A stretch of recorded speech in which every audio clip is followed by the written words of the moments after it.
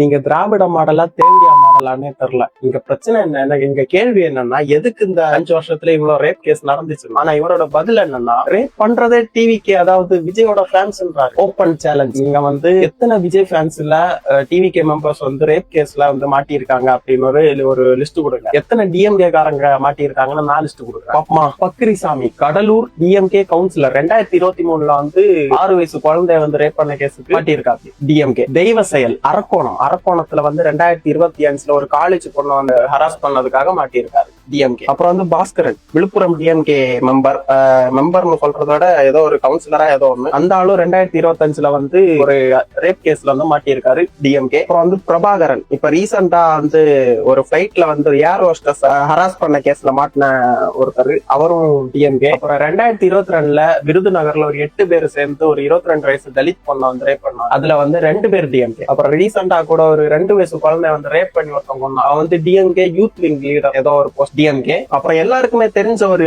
Case இருக்கு. அண்ணா யூனிவர்சிட்டிக்குள்ள போய் நானும் சாரும் சேர்ந்து அப்படின்னு ஒருத்தன் பேசினான். சார் வேற யாருன்னு தெரியல, உதயநிதி கூட நின்று போட்டோல எடுத்திருக்க. அப்படி ஒருவேளை அந்த உதயநிதி தான் அந்த சாரம்னு எனக்கும் டவுட்டா இருக்கு. அந்த அண்ணா யூனிவர்சிட்டி உள்ள போயிட்டு ஒரு பொண்ணை ஹராஸ் பண்ணது டிஎம்கே. இப்படி டிஎம்கே காரங்க தான் மெயினா பண்றாங்க.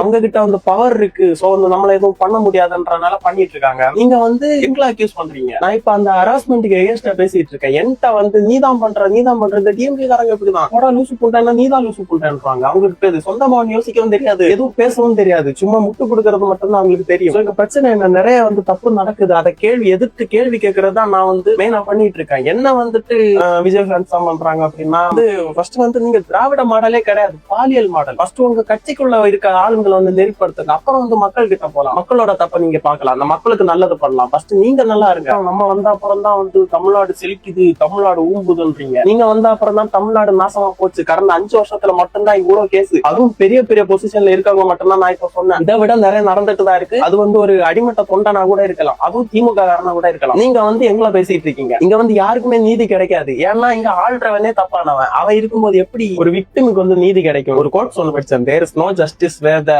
criminal rules.